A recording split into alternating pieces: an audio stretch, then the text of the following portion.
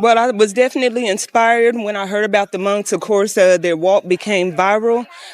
My kids were all born in Texas, so I have that connection to them. And to see it on TV just is different than seeing them in person. As soon as they came within eyesight, I began to bawl. It was very emotional. We need more peace. I've been walking my own journey of having peace for myself. It's because your lover is always pointing at me. Your cell phone. You live with that every day like that. So we cannot. She's putting away her lovers right now. She feel bad.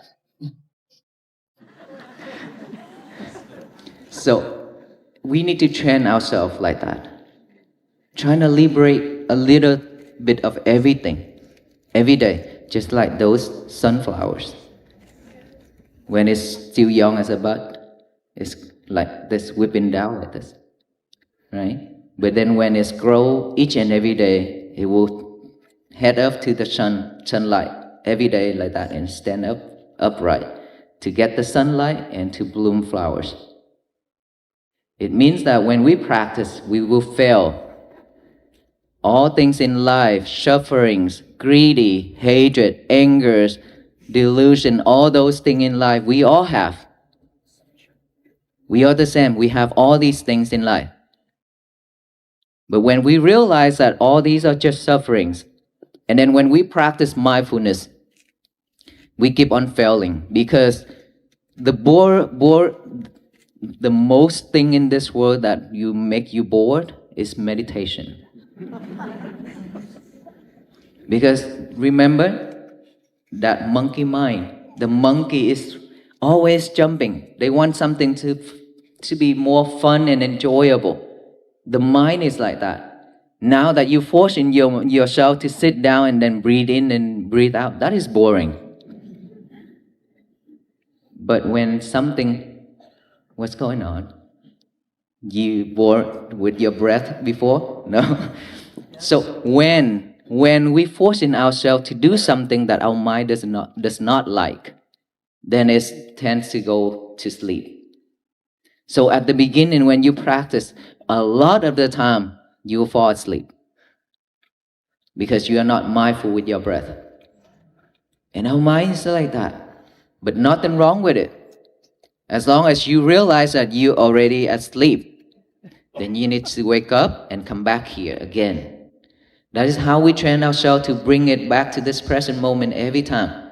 When you realize it, come back right away. When you realize it, come back right away. It doesn't matter how long. Even if you set your time for 1 hour meditation, you spend 59 minutes of sleeping. It's okay. With that last minute, you realize that you slept. You in the deep mode of sleeping. It's okay. Wake up, come back here. You still got 1 minute left. It's okay. 1 minute per day. Gradually, you master your mind. You can be an expert on breathing for yourself. Because at the beginning, like I said, always we encounter a lot of problems. And this is the most difficult time for the practitioners because they will feel like, I don't see the result for myself. Probably this method is not meant for me. Or he teach something is not right. It's because we expect the results. And to tell you what, the more you expect,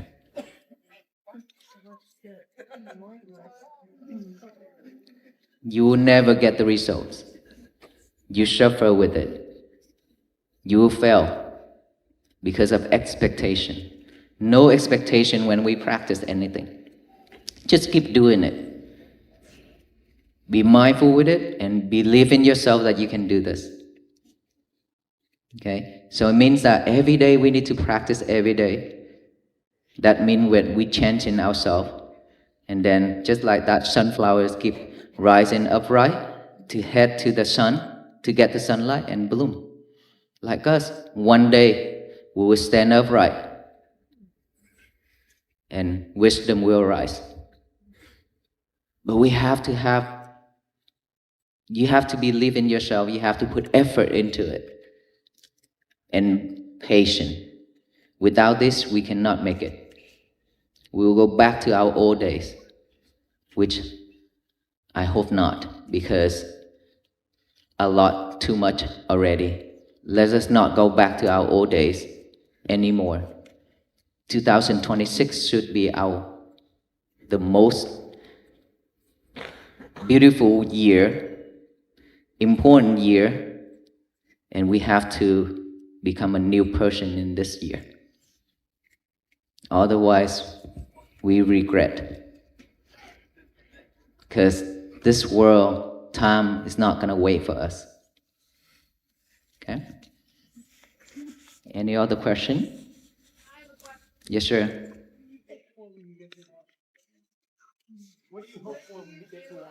What do I hope for when I get to Washington, D.C.?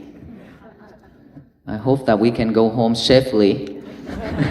When we get to Washington, D.C., we spend 3 days in Washington, D.C. A lot of people ask me, what will I do in Washington, D.C.? Same like your question. I said, let me try to finish today first. Because I don't know about tomorrow. And if I say that this is what I want in Washington, D.C., and what if I cannot make it? Yesterday, one of the gentlemen come to me and said, if you don't stop talking right now, you will not get to Washington, D.C.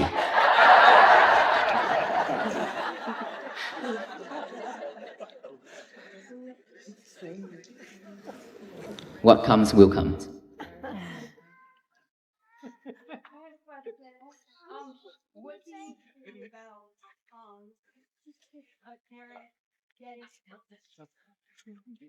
What do you do about a parent getting an illness? What do we do when our parents get an illness? You know, when we have this physical body, nobody can escape from illness. I do have illness. A lot of us here also have different type of illness, right? When we have this body, from being born, aging, illness, death, these are the 4 types of sufferings, the truth that all beings will have to go through, right? So illness is one of the suffering things in this lifetime. It's regardless of our parents or ourselves or our loved one or our children. But here's one thing that we could do. Of course, this physical body, the doctor will handle that for us already, right? They will have all kind of treatments and medication to support.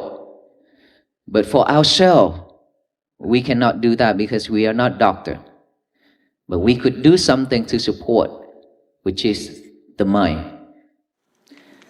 Be honest with you. When the doctor say you only have 7 days left in this world, when you receive that statement, when the doctor tell you that, how many days we have left? What do you think? How many days?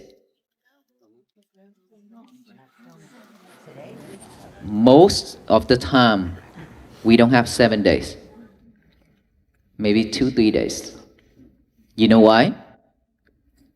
It's because of the mind. It's pulling this body down rapidly. The mind is super important. It can either lift this body up or pull this body down all the way. It's because when you receive that statement and you freak out, you scare. Because everybody's scared, afraid of death. Right? And because when we scare, this mind is dropping down all the way. And it have nothing to support this body. That's why we die quicker, faster. So the only thing that you could support our loved ones, that I always share, that you have to have a really strong mind. Don't cry. Instead, be strong. Remind your parents, breathe. If you have encountered me on the road when you cry and you could not stop, that I stop in front of you and I said, breathe, take a deep breath. And then when you took that deep breath, you calm. If any of you that encountered that incident when you met with me on the road, that I always remind, take a deep breath. So taking a deep breath or doing the breathing method is very important. Very, very important. Instead of worrying, now we still die anyway if we worry. We breathe, we still die. But rather you breathe or you scared or you're afraid or worry. Breathe, because that can either change your life or that can also support us to have a better life next life. So we should only choose breathe, right? And for ourselves to support, two things that I mentioned one already, remind our parents to breathe. If they cannot breathe at that time, give them something, a mala, a prayer, a bracelet, anything. Tell them just to focus on one beat. And they can do a mantra or they can recite however they want, they used to, or God, or Jesus. They just one beat, recite that, one word, and focus in that. That's enough. If they can do breathe, wonderful. If they cannot, do that beat. As long as they can concentrate, that will help them. Another thing, loving kindness from you. Loving kindness to share with the person who in critical condition. Let's say for venerable monks, we always do like this when somebody's sick, and then the people will send an image of that person. So that is why when somebody asks to do a prayer, I say, give me the picture.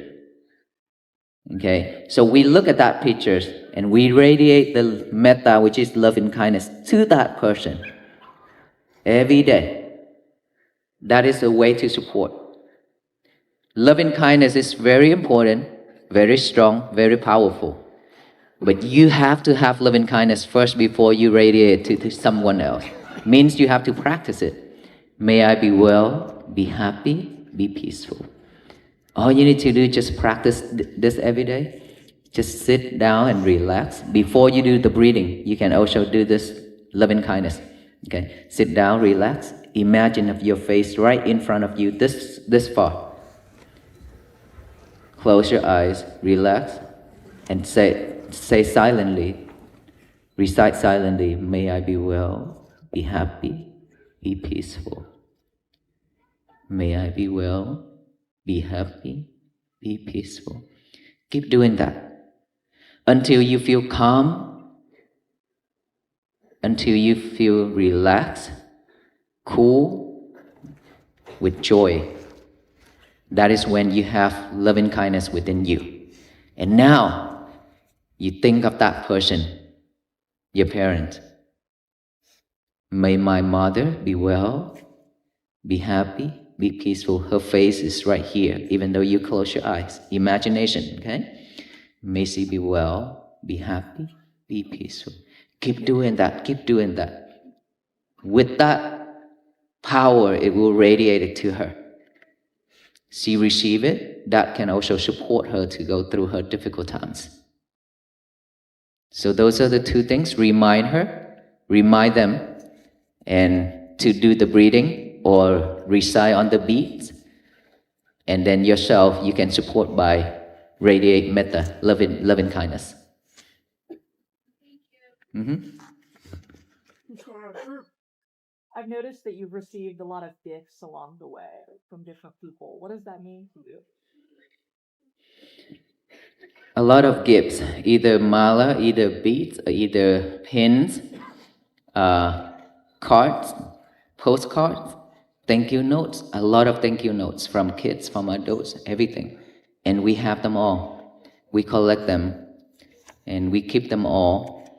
And yesterday I just did a short video because people requested it. to show those cards because some people ask about it, afraid that we're gonna trash them all. So we kept them all in the box. So maybe later we will have a exhibition hall or something at our temple. This is something that is so beautiful to me. Imagine that a stranger's writing a letter of thank you note to a stranger. This is something unusual. So it means a lot for our venerable monks. This also support us, telling us that we are not walking alone. We have all of you walking with us in spirit. So we are not alone. Even if we encounter freezing weather, we're still gonna be warm because all this love. So we appreciate it so much. Even just a very little bit of things. Some people just handed me a piece of brick, broken brick, a piece of rock. And there's a kid that handed me a walking stick. I don't know where he found it, out there on the wood, in the woods. But that much, that long, just from the trees, he handed to me. I was like, wow, this is something new. I have never received before. For the last 44 years of my life, this is the first time I receive a gift like this. And it means a lot to me. This is something that, out of his love, respect, he found it somewhere, or someone gave it to him and asked him to offer it to the monks, or maybe test the monk to see if the monk's willing to get it or not. We don't know. But all those are love. Thank you so much, everyone. Can we direct a lot of conscious meditation to our family past? Who already passed? No. Only the people who still survive, alive. For the one already passed, what we should do is just transfer in our merits. Yes. Do you have thoughts or philosophy on art, particularly art about suffering, maybe? Suffering? Thoughts or philosophy? Thought of philosophy. I think Buddhism is about the way of life, living, and all kind of suffering. We have different kind of suffering, but before that I mentioned the birth, the aging, the illness, and the death. Those are the four noble truth, the truth of this nature, right? So everybody have to go through it. But in Buddhism, the way of life is talking about all sufferings, any type of sufferings in this life. That is why he found it, our Buddha. He found the way of to liberate suffering, to detach, for us not to live in sufferings anymore. I think that question, you should have learned more about sufferings, because we have a lot of books talking about suffering itself. And I don't want to go deep into religions right now. What time is it now? 125. 125? Okay, let us conclude, because we still have over 10 miles to walk. And so before we go, we will pass out the peace bracelet. Again, it's the same. Reminds you that every time when you look at that peace bracelet, it reminds us that we need to practice loving kindness, compassion, mindfulness, and be more patient with it. Oh, before we end it, I haven't tell you the statement. Every day when you wake up, please get a piece of paper. You memorize it already? I bet. 90 days of talking about it already. Get a piece of paper out, write down the statement, say, today is going to be my peaceful day. Write it down, read it over and over with our eyes, and then read it out loud with our mouth to tell the universe that today is our peaceful day, my peaceful day, so that no one can mess it up except ourselves. And please don't mess it up. No, seriously. glass of water, they mess it up, Okay. right? Yes. But don't mess it up. Don't try to mess it up whatsoever. Okay, be mindful with it every day. Just to do that simple thing for yourself, it will help you to change your daily life. But of course, you have to be patient with it. When you fail, if you make any mistake during the day, start over. It's okay. Okay, start it over again. We come to this life, to this world, just to learn our lesson. So, okay, thank you so much, everyone. May you all be well, be happy, and be peaceful. In the quiet spaces of our lives, there is a profound image that nature offers us. A simple yet powerful metaphor for the human spirit, the sunflower. When a sunflower is young, a mere bud, it is often heavy. It droops, its head bowing toward the earth as if burdened by the weight of its own existence or the gravity of the world around it. It looks defeated, whipping in the wind, unsure of its place. But as it grows, something miraculous happens. It finds a source of strength that pulls it upward. It begins to track the sun, lifting its head, standing upright and proud, drinking in the light until it finally bursts into a radiant bloom. This journey of the sunflower, from a heavy, drooping bud to a majestic, upright flower, is the journey of the human soul. We are all, in a sense, pilgrims walking a long road. We carry burdens that make us droop: stress, anxiety, the memories of the past, and the fears of the future. We often walk through our days looking down, spiritually hunched over, missing the warmth that is available to us. The practice of mindfulness, as illuminated by the gentle wisdom of the Walk for Peace, is simply the process of learning to stand up. It is the training of the heart to find the sun, to align itself with the light of the present moment, and to bloom right where we are planted. But to stand up, we must first understand what is weighing us down. For many of us in the modern world, the heaviest weight we carry is ironically one of the lightest objects we own: the device in our hands. There is a playful but piercing observation that our cell phones have become our lovers. Consider the relationship. It is the last thing we touch before we sleep and the first thing we reach for when we wake. We gaze at it with an intensity we rarely offer to the people sitting right in front of us. It demands our constant attention, pointing at us, vibrating, notifying, pulling our consciousness into a digital void. We live with this lover every day, and without realizing it, we cultivate a deep sense of separation. We are physically present but spiritually absent, lost in a stream of information that rarely nourishes the soul. To begin our journey toward peace, we must practice a form of liberation. We need to put away the lover for a while. This is not about rejecting technology entirely, but about reclaiming our sovereignty. It is about training ourselves to liberate a little bit of our attention every day. Just as the sunflower turns away from the shadow to find the light, we must turn away from the screen to find the reality of our own lives. We have to be brave enough to look up, to see the sky, to see the faces of our family, to see the path beneath our feet. This act of looking up is the first step of the pilgrimage. It is the declaration that we are ready to grow, ready to stop drooping, and ready to engage with the raw, unfiltered beauty of existence. However, the moment we put down the distraction and try to sit in silence, we encounter the next great hurdle: the chaotic nature of our own minds. There is a common misconception that meditation is supposed to be instantly blissful, a sudden wash of calm white light.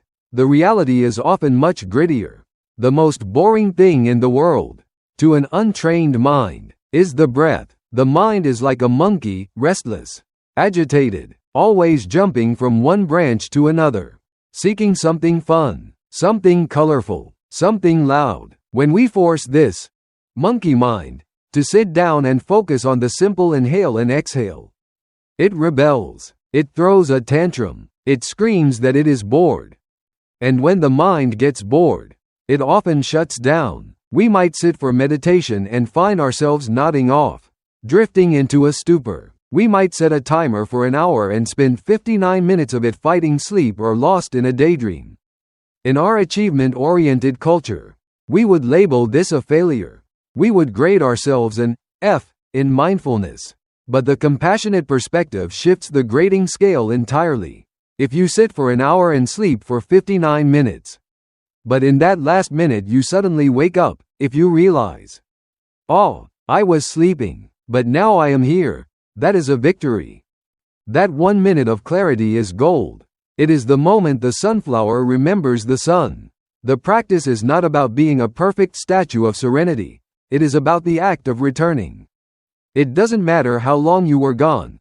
What matters is that you came back. We must train ourselves to be gentle with our failures. When we realize we have drifted, we simply wake up and return to the present moment without judgment. This returning is the practice. Over time, that 1 minute becomes 2, then 5, then 20. Gradually, we master the mind not by force, but by the patient, repetitive act of coming home to the breath. Yet, even with patience, many of us give up because of a subtle poison called expectation. We live in a transactional society where we expect a return on every investment.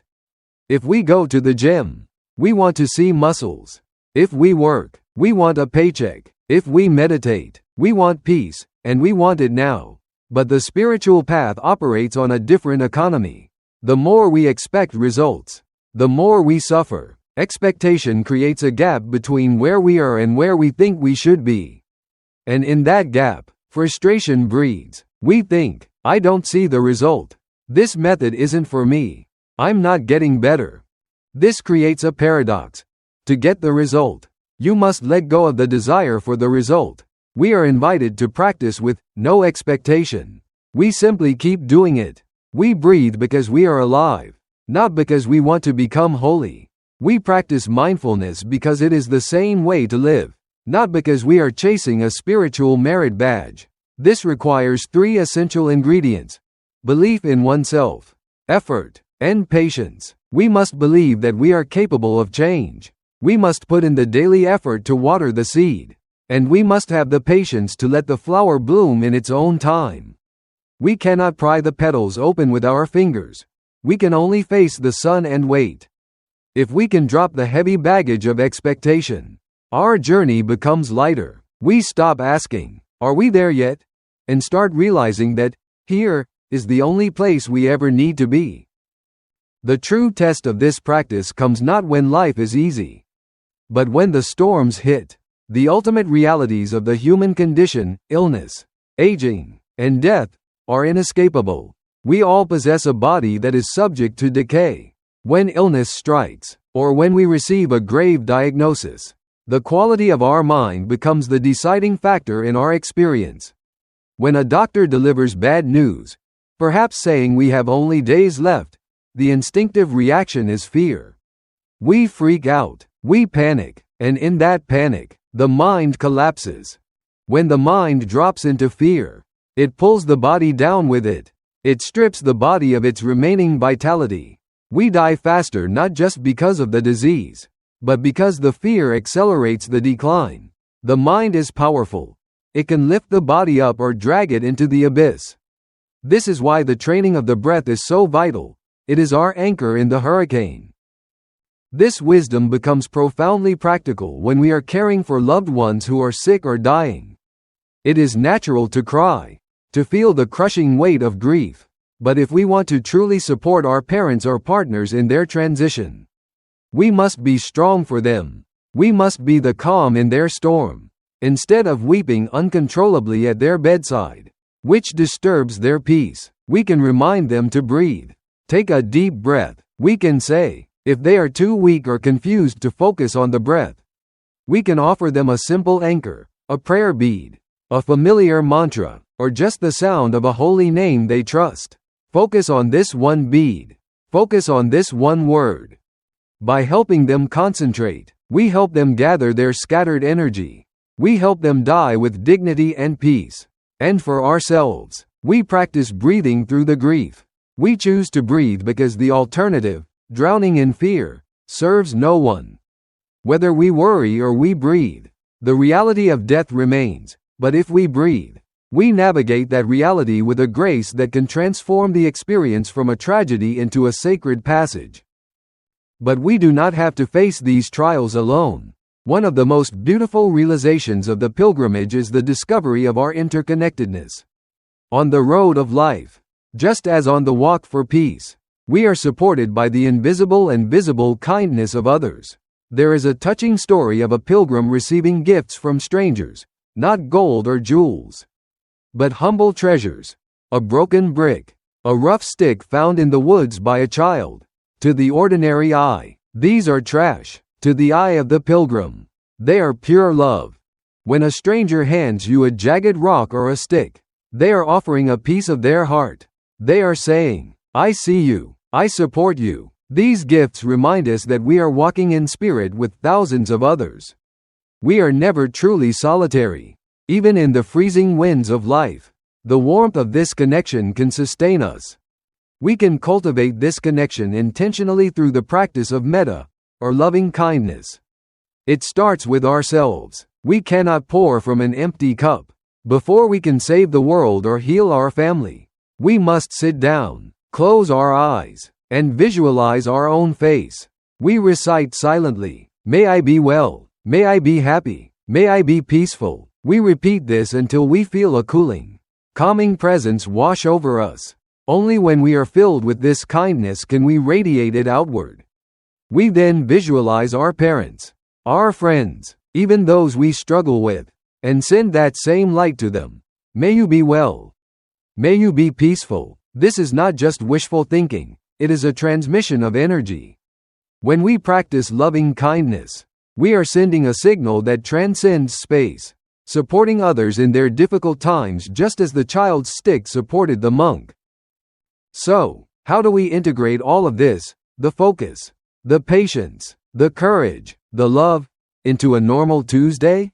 We do it by shrinking our timeline. We often obsess over the future. We ask, what will happen when I get to Washington, D.C.? Or, where will I be in 5 years? But the pilgrim's wisdom is to say, let me try to finish today first. I don't know about tomorrow. If we fixate on the destination, we might trip over the step right in front of us.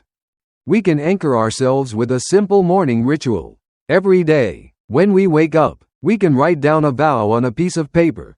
Today is going to be my peaceful day. We read it with our eyes, say it with our mouth, and announce it to the universe. We set the intention that no one can mess up this day except ourselves. And if we do mess it up, if we lose our temper, if we get lost in our phone, if we fall into fear, we don't spiral into shame. We just start over. We treat life as a school. We are here to learn lessons. If we make a mistake, we simply turn the page and begin again. This day, right now, is the only territory we can govern. By committing to peace for just these 24 hours, we change the texture of our lives. Time is not waiting for us. The years are rolling by with relentless speed. We cannot afford to say, I will be peaceful next year, or I will be happy when I retire. We must become that new person now. We must decide that 2026, or whatever year we stand in, will be the most beautiful year of our lives, not because of what we achieve, but because of who we become. We have the potential to stand upright, like the mature sunflower, absorbing the light and sharing it with the world. We have the tools, the breath, the awareness, the kindness, and the resilience to begin again. The past is a memory, the future is a dream. All we have is this breath, this step, this moment. Let us not go back to our old days of drooping in the dark. Let us rise, face the sun, and walk each step in peace. This is our life to love, and it is happening right now.